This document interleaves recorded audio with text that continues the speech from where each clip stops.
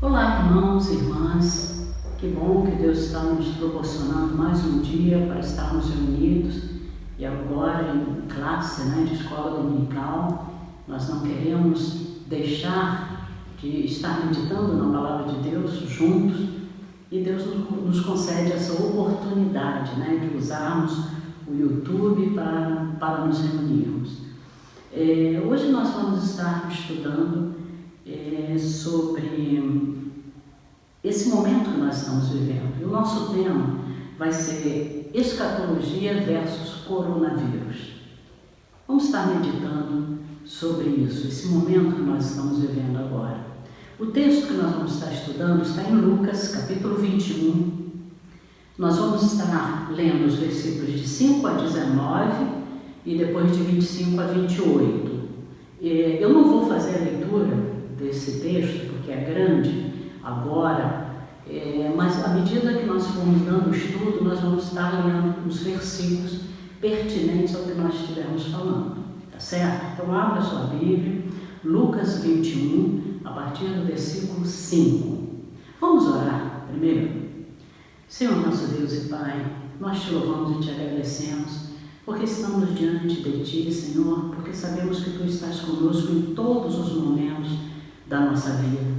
E não seria diferente, Senhor, hoje, neste dia de escola dominical, e não seria diferente neste momento em que nós estamos vivendo, de pandemia, dessa epidemia que tem vitimado pessoas, mas a nossa fé, Senhor, e a nossa confiança está em Ti, sabendo que Tu tens o controle de todas as coisas. Senhor, nós queremos colocar cada aluno da escola dominical nas Tuas mãos, cada membro da Igreja Metodista do Retiro em Tuas mãos, cada um, Senhor, que chama pelo Teu nome, Senhor, que Te honra, que Te ama. Senhor, nós queremos colocar o Teu povo nas Tuas mãos, Senhor.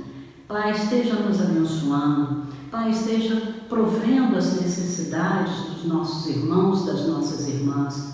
Esteja, Senhor, nos livrando, Pai, de qualquer tristeza, de qualquer angústia, Senhor, de qualquer depressão por este momento, que nós estejamos realmente firmados em Ti, sabendo que Tu és o Deus provedor, que Tu és aquele que nos sustenta e que o Senhor cumpra as Tuas promessas de estar conosco todos os dias até a confirmação dos séculos.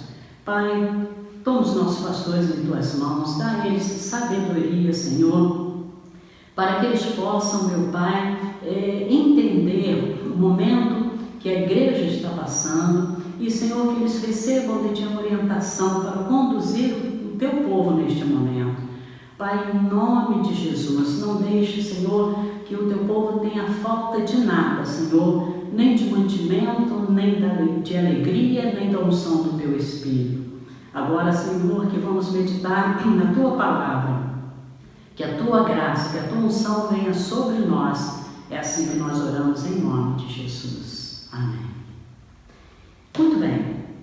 Nós vamos começar, como eu sempre gosto de começar os estudos bíblicos, e os meus alunos sabem disso, eu gosto sempre de começar com uma pergunta. E a pergunta é: o que está acontecendo? Nós estamos vivendo um tempo muito diferente nas nossas vidas, exceto para aquelas pessoas mais vividas, que têm mais anos de vida, que passaram também por outras pandemias, como a gripe espanhola, a gripe asiática, a gripe de Hong Kong, todas elas pandemias que vitimaram milhões de pessoas. Os governos estaduais, os prefeitos aqui no Supremo Tribunal Federal deu autonomia para decidir com relação ao método para impedir a disseminação do Covid e para evitar o colapso do sistema de saúde. Eles têm tomado as medidas que eles acham corretas, que alguns discutem, que alguns acham contraditórias. Algumas pessoas perguntam: mas espera aí, todos têm que ficar trancados em casa ou só aquelas pessoas de risco, Mas como é que nós podemos saber quem são as pessoas de risco? Porque essas que os médicos, que os infectologistas têm classificado como de risco, que são os acima de 60 anos, nós temos visto muitos deles de 60, 70, 80, até 100 sendo infectados e passando pela UTI, pelo CTI e saindo dessa pandemia, rindo, dando glória a Deus e dizendo: eu venci, eu venci. Então, na realidade, nós não sabemos, né? Nós não sabemos quem são as pessoas de risco. Guarde isso, porque nós ainda vamos voltar a essa questão para aprendermos sobre quem tem o controle da situação. O texto que nós vamos estar trabalhando hoje, ele é parte do Sermão do Monte, e esta parte que nós vamos estar trabalhando, ela é designada e ela é conhecida como o Sermão Escatológico de Jesus. Vamos primeiro entender o que é a escatologia. Escatologia, aprenda isso, é o estudo das coisas que devem acontecer no final dos tempos. É a doutrina que trata do destino final da raça humana e do mundo como nós o conhecemos hoje. Esse sermão escatológico de Jesus é também encontrado em Mateus e em Marcos. E eu quero lembrar que no domingo retrasado, a irmã a professora Marli usou esse mesmo sermão escatológico na visão de Mateus, no capítulo 24, para nos ensinar acerca da necessidade de vigilância, porque a Bíblia diz que nós não sabemos o dia, nem a hora em que o Filho do Homem virá buscar a sua igreja. Hoje nós vamos usar o mesmo sermão escatológico só para fixar o conceito. Escatologia é o estudo das coisas que ainda estão por vir no tocante ao destino do mundo e da humanidade. Então nós vamos ver hoje outro enfoque dado por Jesus neste sermão. Quando Jesus proferiu este sermão? Jesus proferiu esse sermão na sua última semana de vida aqui na terra, pouco antes dele ser traído por Judas e entregue às autoridades de Jerusalém. Diz a Bíblia que nesta última semana Jesus ia todos os dias ao templo durante o dia para ministrar aos judeus, e num desses dias ele declarou a uma certa altura que Jerusalém seria destruída e com Jerusalém também o templo seria destruído. Vamos ler então. Lucas 21, versículos 5 e 6, que eu espero que você já esteja com a sua Bíblia aberta. Falavam alguns a respeito do templo, como estava ornado de belas pedras e de dádivas. Então Jesus disse: vede estas coisas, dias virão em que não ficará pedra sobre pedra que não seja derribada. Os discípulos de Jesus ouviram Jesus falar isto e mais tarde, no particular, eles instaram com Jesus sobre quando isso ia acontecer, quais seriam os sinais que iriam anteceder a isto. Está no versículo 7. Perguntaram-lhe: mestre, quando sucederá isso? E que sinal haverá de quando essas coisas estiverem para se cumprir? Os discípulos queriam saber assim: não, dá um sinal aí, dá uma dica, né? Como a gente gosta de falar, dá uma dica para a gente aí, quando é que essas coisas vão acontecer. E aí então Jesus profere esse sermão escatológico, que na realidade ele é dirigido para o povo de Israel, e o sermão se concentra num período do cronograma de Deus chamado tribulação, grande tribulação, que ocorrerá quando Deus vai derramar o cálice da sua ira sobre as nações. Aí você que está me ouvindo vai me perguntar assim, meus alunos vão me perguntar isso: mas se o sermão é para os judeus, qual é a aplicação desse sermão para a igreja hoje, nos dias de hoje? Eu vou explicar. É que antes da grande tribulação ocorrerá o arrebatamento dos salvos. Quem são os salvos? Judeus e gentios que reconheceram Jesus, que reconhecem Jesus como Messias enviado por Deus para a salvação dos que nele creem. Eu sei que tem corrente contrária a esse entendimento, eu respeito, mas eu fico com os que entendem que antes do derramar do cálice da ira de Deus, a igreja, os salvos, serão arrebatados e, portanto, os sinais que Jesus está apontando aqui, que iriam acontecer, são sinais válidos para nós também, já que Jesus deixa claro que esses sinais aconteceriam antes da tribulação, antes do fim. Então, nós também vamos estar passando por isso aqui. Quais são os sinais dados por Jesus? Primeiro, Jesus fala de um período marcado por grandes calamidades em todo o mundo, que precederia o fim do mundo e a volta de Jesus em glória. Vamos ler, aliás eu não vou ler não, porque os versículos é de 8 a 19, e nós vamos estar lendo mais para frente esses versículos aí. E essa parte aí, esse todo do 8 ao 19, é o que Mateus chama de o princípio das dores. Segundo sinal que Jesus dá, que haveria uma época de grande sofrimento e tribulação como nunca houve, e que seria tipificada pela queda de Jerusalém. Versículo 20, vamos ver o versículo 20. Quando, porém, vide Jerusalém sitiada de exército, sabei que está próxima a sua devastação. Em Mateus, esse período já é o da grande tribulação, se referindo ao que falou o profeta Daniel, que usa exatamente o mesmo termo de grande tribulação para se referir a um período de grande sofrimento como nunca houve no mundo. Nunca houve no mundo.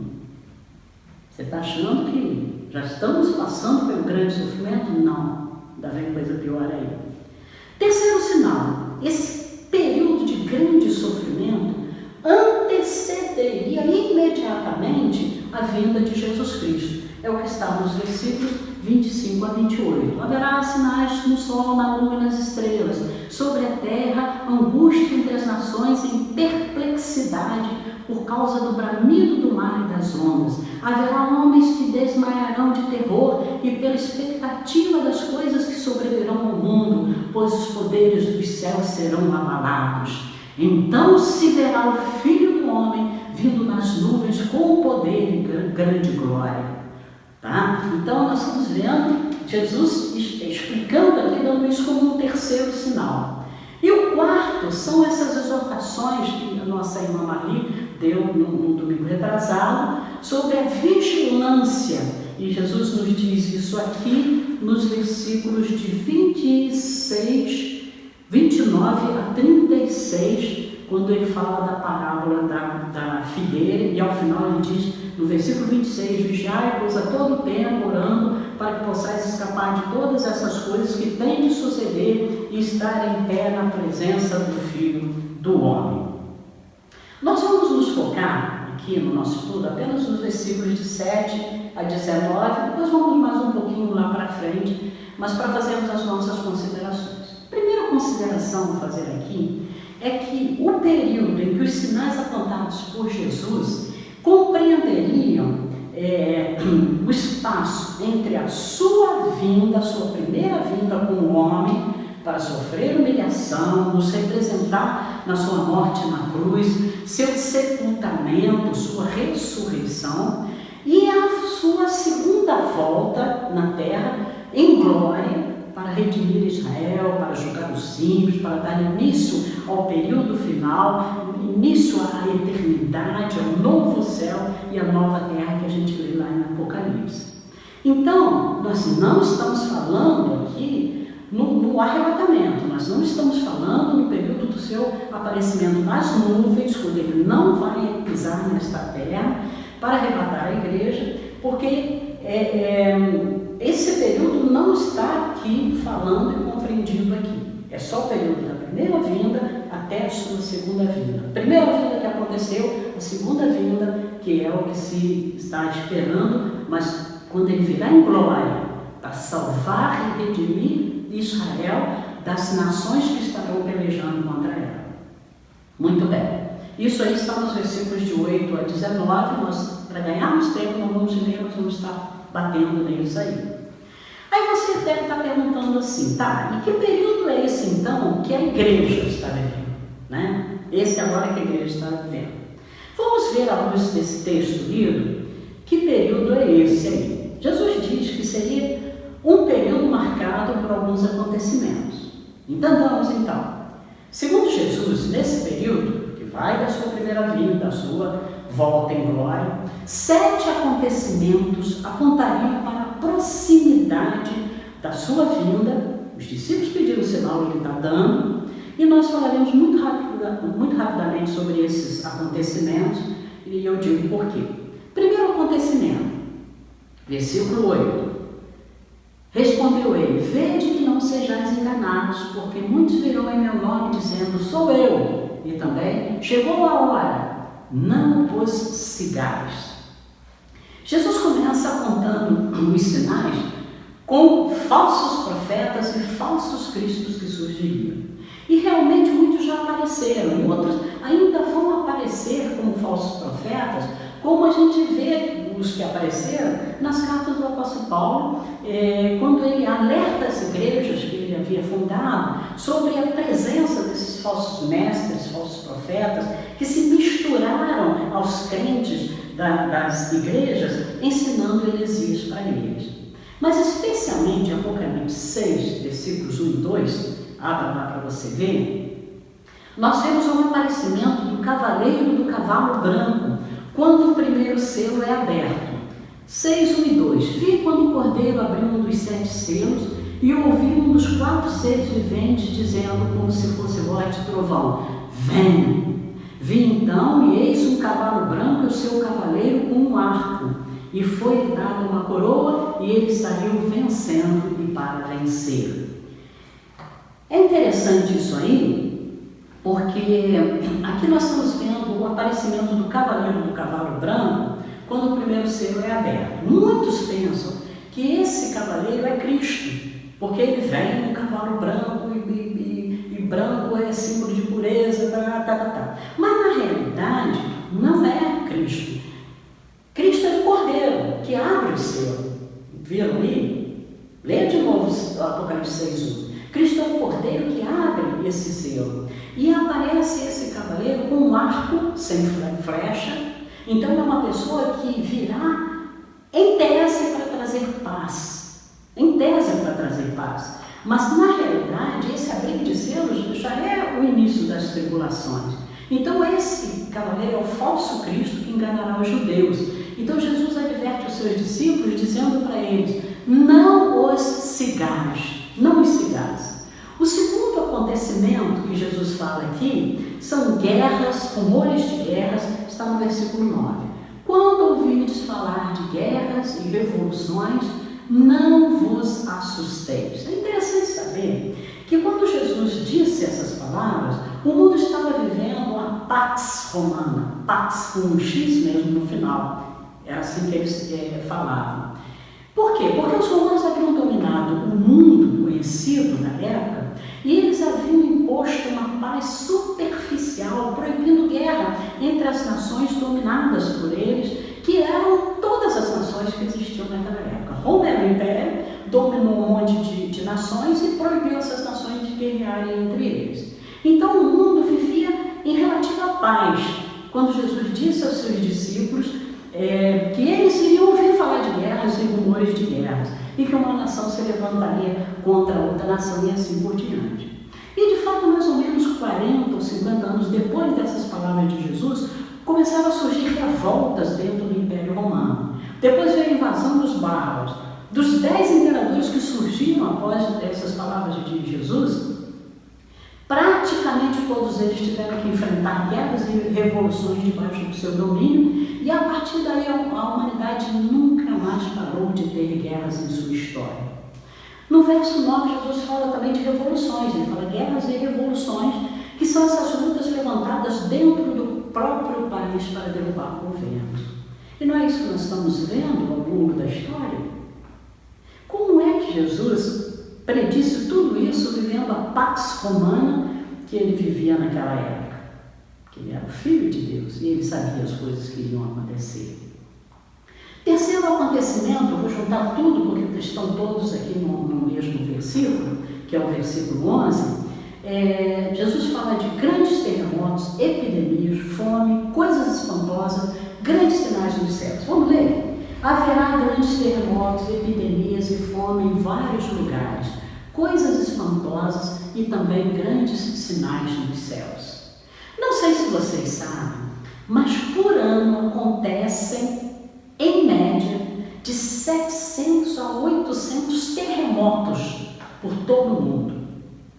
A fome que Jesus diz aqui, ela é consequência das epidemias, ou seja, da propagação de doenças que trariam esse colapso financeiro, que nós estamos aqui com temor, presidentes, governadores, com medo desse colapso financeiro, que trariam o colapso das estruturas de governo, da sociedade, e por fim culminariam com a morte por todo tipo de motivos relacionados a essa epidemia. E é interessante que no verso 11 Jesus ainda fala de coisas espantosas ou coisas inusitadas, extraordinárias, ele diz, das quais nunca se tinha ouvido falar e que viriam como uma surpresa para as civilizações. Eu penso que aí nós podemos enquadrar as duas grandes guerras mundiais que a gente já viveu, o poderio das bombas atômicas, que destruíram muito. Nós podemos pensar nas catástrofes como o tsunami, que causou a morte de cerca de 226 mil pessoas na Indonésia, em Sri Lanka, na Índia, na Tailândia e outros nove países ali da Ásia. Para essas coisas, a humanidade não estava preparada. Ninguém pôde prever. Quando veio o tsunami, ele veio e arrasou com tudo. Os grandes sinais nos céus, que a gente leu aqui também no versículo 11, nós pensaríamos nos eclipses lunares, que não eram comum na época de Jesus, que tornam dia e noite, né?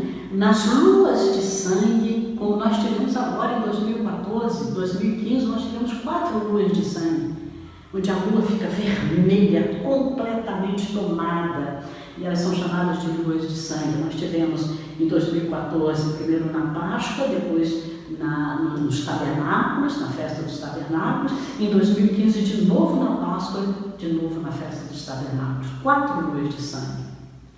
No verso 12, Jesus diz que antes dessas coisas, ou seja, antes dessa destruição final, lançariam mão dos discípulos dele, entregando esses discípulos na sinagoga. Jesus estava aqui profetizando a perseguição dos seus discípulos pelas autoridades e pelo próprio povo judeu, como nós vimos acontecer e que está relatado no livro de Atos. Veja lá, no livro de Atos, como que a igreja daquela época foi perseguida. Então vejam, irmãos, que aqui Jesus estava já prevendo o crescimento e a expansão do Evangelho, a ponto de levar reis e governadores a perseguir os que se convertiam. Mas veja que só tinha Jesus nessa época os seus 12 discípulos. Mas Jesus já tinha esse conhecimento e essa revelação. Nos versos 16 e 17, nós vamos ler aqui: e sereis entregues até por vossos pais, irmãos, parentes e amigos, e matarão alguns dentre vós. De todos sereis odiados por causa do meu nome. Não é o que a gente está vendo através da história? Os verdadeiros cristãos sofrendo ódio, que já até tem um nome, chama cristofobia. É raiva contra os cristãos. Tudo por quê? Porque nós pregamos que só há um Salvador, que é Jesus Cristo, por conta da exclusividade de dizermos que fora do verdadeiro cristianismo não existe salvação, pela nossa insistência em afirmarmos que somente há um Deus e que esse Deus é o Criador de todas as coisas e que Ele tem uma moral que diz que há o certo, que há o errado e que não há meio termo nessas questões. Então, a postura cristã provoca um ódio da humanidade sem Deus. De todos sereis odiados por causa do meu nome. O que impressiona é que, apesar desse ódio contra o cristianismo, o Evangelho está sendo propagado, o cristianismo está crescendo como fogo na palha, e onde ele chega, ele traz redenção, ele traz paz, ele traz perdão. Nós tivemos na nossa igreja um tempo atrás um bispo do Paquistão, e ele contando as perseguições que eles sofrem lá pelos muçulmanos, e como isso não está impedindo o crescimento do Evangelho. Glória a Deus, né? Por isso. Mas a pergunta que eu sei que vocês estão fazendo aí no coração de vocês é essa, né? Nós sempre soubemos da existência de falsos profetas, falsos mestres e até falso Cristo, como esse Henrique Cristo que apareceu aí, né?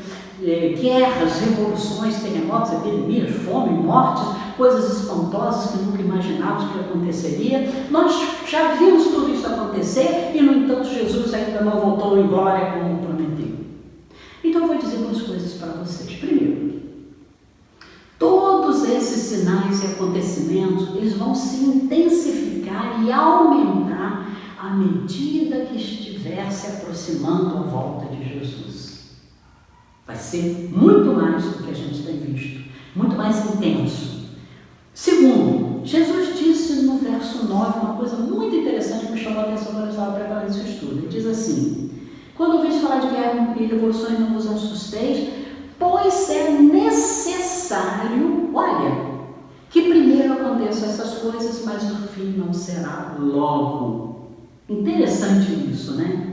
Então, agora respondendo aquela pergunta que vocês fizeram aí nos seus corações, que eu sei, em que época então é essa que a igreja está vivendo? Eu vou responder agora, apesar de desconfiar que vocês já sabem, né? Nós estamos nesse período aqui apontado por Jesus nos versos 8 a 13, em que estarão acontecendo esses sinais, mas que ainda não é o fim para os que serão salvos pelo arrebatamento, ainda não é o fim, nem para os judeus que serão salvos e se converterão com a segunda vinda de Cristo em glória. Aí então vamos lá. Então nós estamos no início do princípio das dores? Estamos no meio?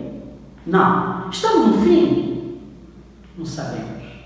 Nós não sabemos em que parte do princípio das dores nós estamos. O que sabemos hoje é que estamos em meio a um vírus, agora não vamos entrar no coronavírus aí. Estamos em meio a uma pandemia porque ela tem proporções mundiais, e essa pandemia, esse vírus está trazendo muitas mortes a muitas pessoas e prejuízos incalculáveis à população mundial. Diante dessa epidemia, é natural que ouçamos algumas perguntas e declarações que sempre se repetem, do tipo assim: isso não é prova que Deus não existe? Se Deus existe, Ele é mau, ou não tem todo o poder como vocês cristãos dizem que Ele tem. Se Deus existe, outros vão dizer, né? Ele resolveu não interferir no mundo porque está deixando essa coisa acontecer. Outros vão perguntar assim: qual é o propósito de Deus com isso tudo? E alguns cristãos vão perguntar assim: como que nós devemos proceder diante disso? Então eu vou elencar aqui 5 pontos para entendermos essa calamidade e depois vamos fazer algumas orientações práticas sobre como devemos nos comportar diante desta calamidade. O texto que estamos lendo, ele nos mostra que a calamidade haverá de existir até o retorno do Senhor em glória. Não vai parar. Não quero te desanimar, meu irmão, mas não vai parar. Eles vão continuar existindo. Pelo que Jesus diz aqui, o que vai marcar o mundo até a vinda dele são exatamente essas catástrofes que foram aqui mencionadas. Outra coisa que esse texto nos mostra é que pestes, pragas, pandemias são sinais de que o mundo realmente caminha para o fim, como Jesus disse no verso 9. O texto diz que haverá um fim, embora não seja logo mais, o fim chegará. Então esses sinais não servem para a gente descobrir qual é o calendário de Deus e tentar prever, como alguns estão dizendo aí, que o fim será tal dia e tal hora. Já ouvi dizer que vai ser em 2021. Brincadeira, né? Essas coisas acontecem para nos dar a certeza de que o fim chegará. Como Jesus vem acertando em tudo que ele profetizou, então ele vai acertar o que está no versículo 27. Vamos ler o versículo 27, então. Então se verá o Filho do Homem vindo numa nuvem com poder e grande glória. Isso vai acontecer. Por isso que é necessário que hajam esses sinais, para que nós saibamos que vai sim acontecer. Então, esses sinais servem para nos garantir que a vinda de Cristo vai acontecer. Ele virá, e a prova de que ele virá é que ele diz que tudo que iria acontecer antes de sua vinda realmente já está acontecendo há 2000 anos, ou mais de 2000 anos, exatamente como ele disse que aconteceria. A terceira coisa que Jesus nos ensina, agora eu quero trabalhar essa questão do é necessário, é que surge então a pergunta: por que é necessário que essas coisas aconteçam? Essa é a pergunta que a gente faz para a gente mesmo, quando a gente lê o versículo 9, né? Por que Cristo disse que isso é imperioso que acontecesse? Tem várias razões. Uma delas, para mostrar a nossa fragilidade. Quem não está se sentindo frágil, impotente diante dessa pandemia? Tudo porque o vírus chegou até nós e muitos estão vindo a óbito. As autoridades de saúde dizem que 70% de nós seremos infectados. E nós vamos fazer o quê? O que nós podemos fazer diante disso? Nada. Nós somos impotentes para fazer qualquer coisa. Vejam que em poucas semanas tudo virou um caos. De uma semana para outra, aumenta o número de mortos, aumenta o número de infectados e, glória a Deus, está aumentando o número de curados também, né? Graças a Deus. O frágil sistema de saúde das nações se mostrou insuficiente e até o sistema de saúde no primeiro mundo.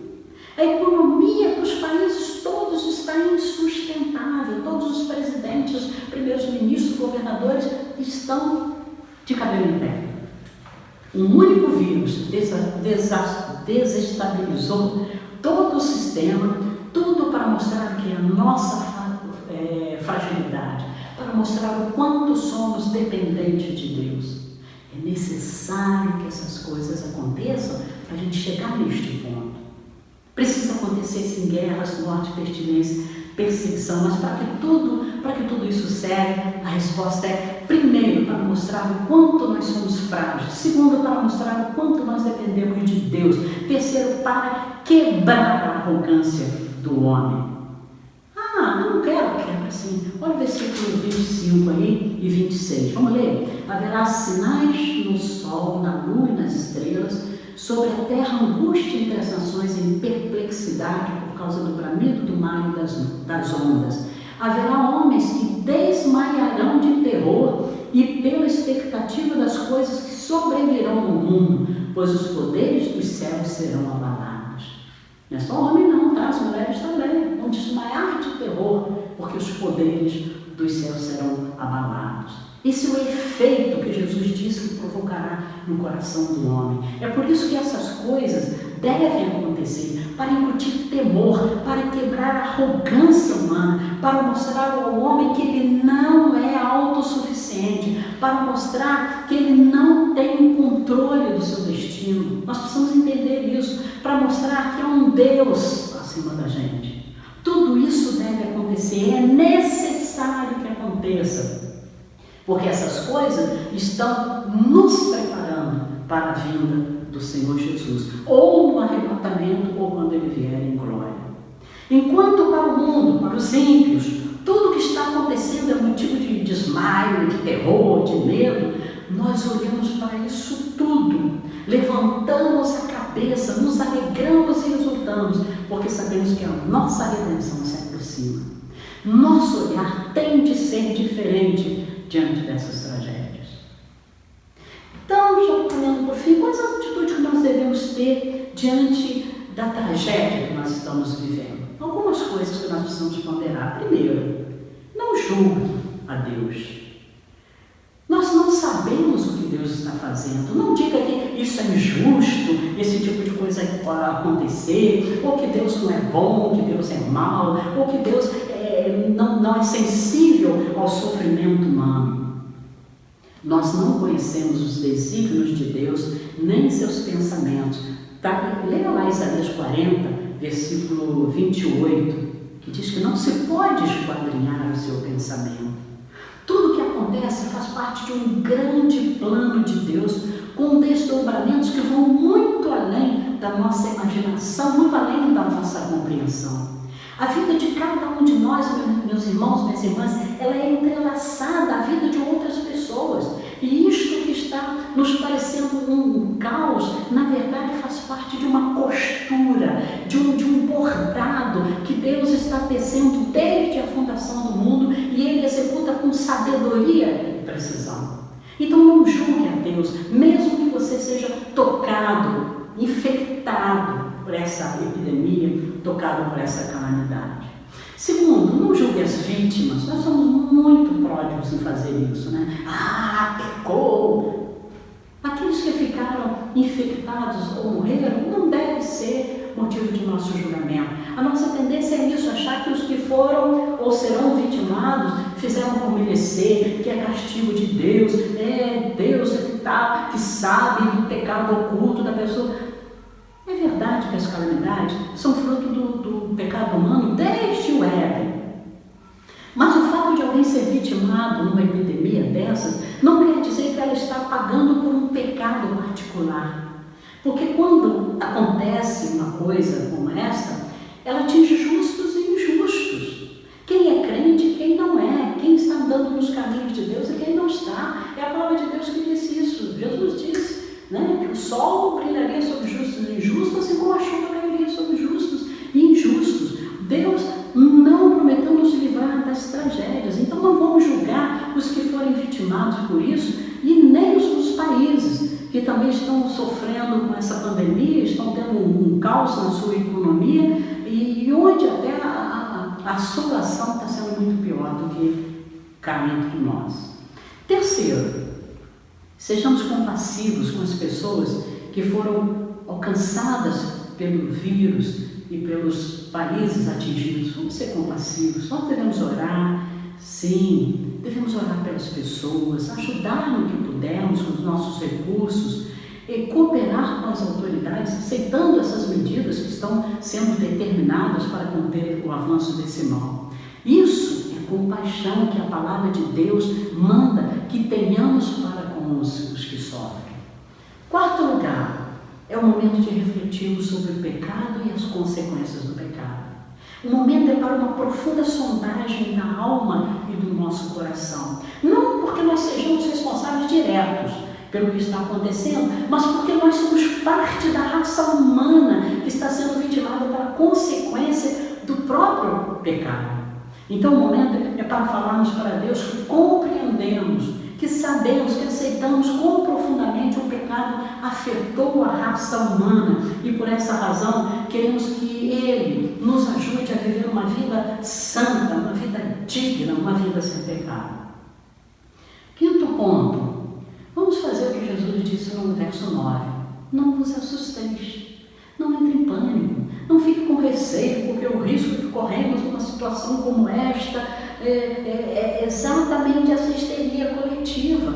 Ai, o que vai acontecer? Se eu pegar esse vírus eu vou morrer. Meus irmãos, lê Salmo 139, em Salmo 139, no versículo 16, se não me falha a memória, está lá: os teus olhos me viram a substância ainda informe, e no teu livro foram escritos todos os meus dias, cada um deles escrito e determinado, quando nenhum deles ainda havia. Deus já sabe, já tem determinado o dia da nossa partida deste mundo. Então, se for pelo coronavírus, nós seremos salvos, meus irmãos, nós já vamos estar nos braços do Senhor. Se não for, glória a Deus, né? Então, temos mais uns dias para nós ajeitarmos a nossa vida com o Senhor. Então, não vamos sair correndo, fazendo estoque de alimentos e sacar todas as nossas economias que amealhamos ao longo da nossa vida por medo de uma catástrofe maior. Meus irmãos, não vamos fazer isso, porque é daí que vem o caos,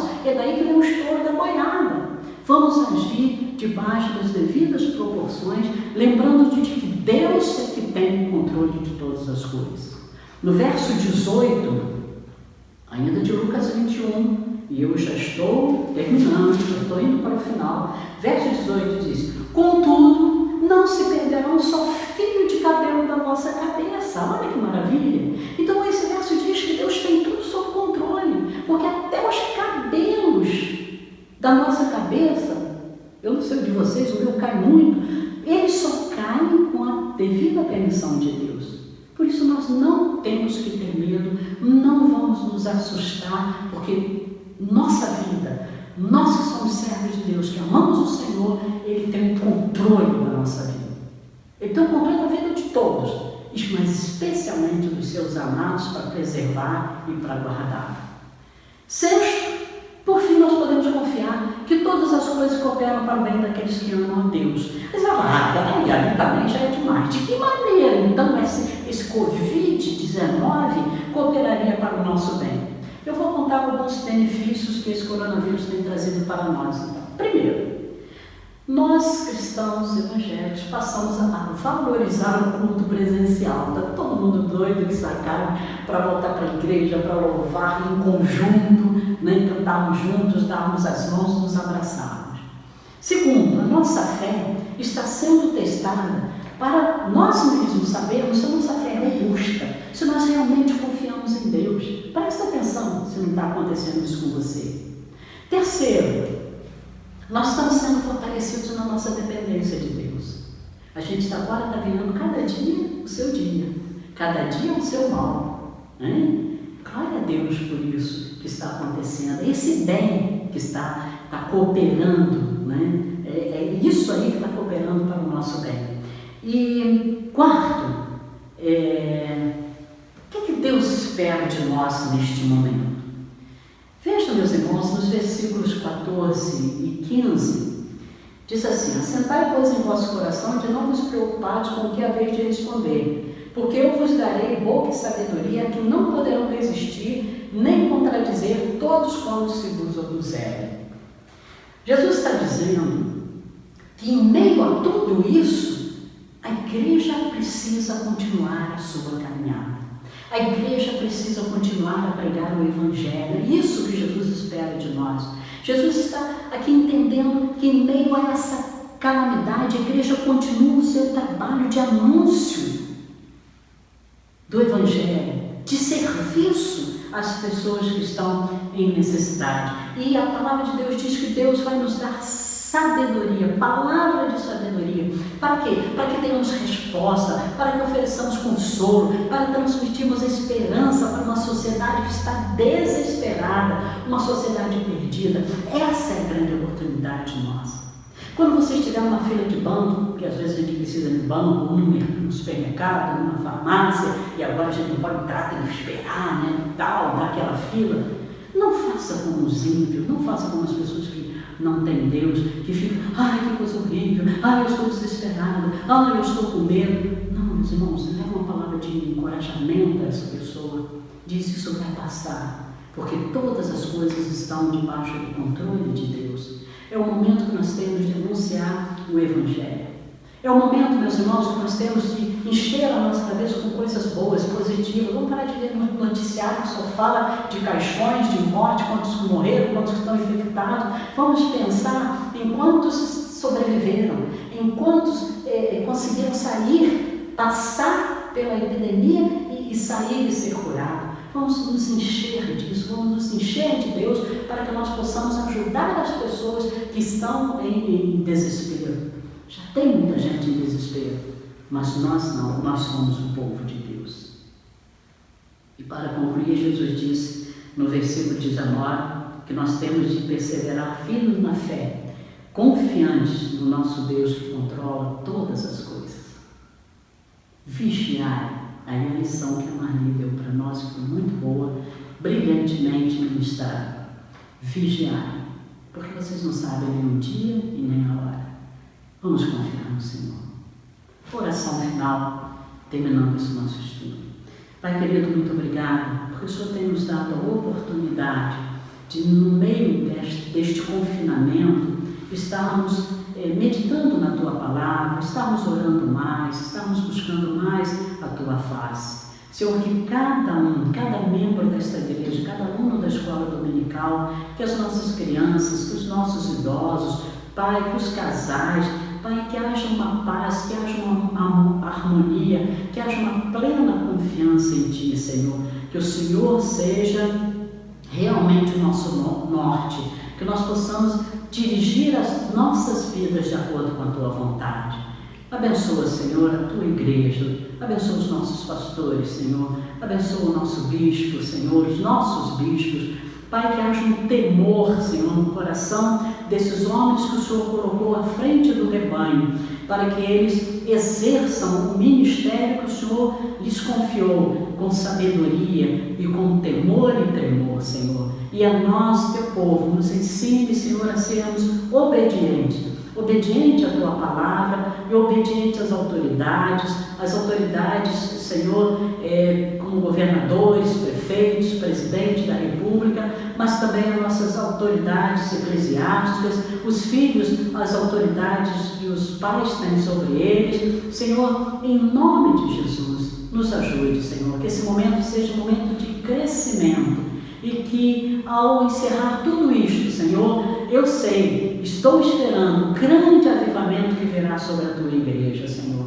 É assim que nós oramos, Pai, abençoando a todos que estão nos ouvindo, em nome de Jesus.